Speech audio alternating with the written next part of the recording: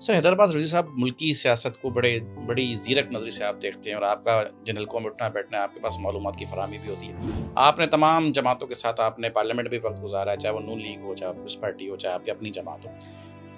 عوام کے ساتھ سیاسی جماعتوں کا رابطہ جذباتی بنیادوں پہ بھی ہوتا ہے، اور ہر جماعت کے پیچھے کوئی نہ کوئی ایک ہے، چلے ایم کے مہاجر کمیونٹی کو ریپرزینٹ کرتی ہے، پیپلز پارٹی سندھی کمیونٹی کی، نون لیگ پنجابی کمیونٹی ریپرزینٹ کرتی آ رہی ہے۔ موجودہ صورتحال میں آپ دیکھ رہے ہیں کہ سیاسی جماعتیں تو ایک انسٹیٹیوشنل ادارتی سیاست کر رہی ہیں نا، اس کو میں ادارہ کہوں، آپ اس کو کوئی اور نام دیتے ہیں، عوام کہاں کھڑی ہے؟ دیکھیے، پورے پاکستان میں اس وقت جو صورتحال ہے، لوگ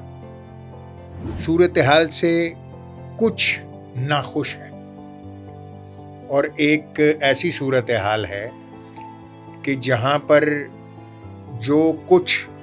وہ ہوتے دیکھنا چاہتے ہیں وہ ابھی تک ان کو میسر نہیں ہے، اور کوئی ایسی صورتحال بھی نہیں ہے کہ کوئی ان کی بنیادی ضرورتوں کو ہی پورا کر دے۔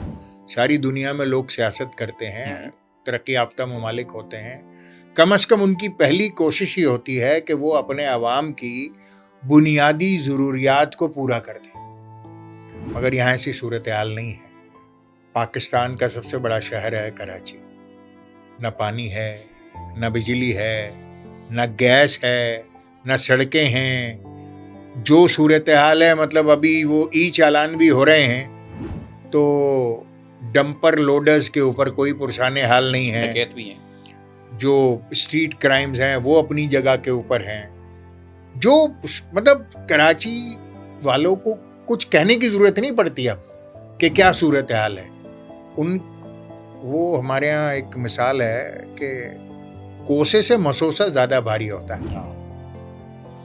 تو لوگ اب اپنا دل مسوس کر رہ جاتے ہیں،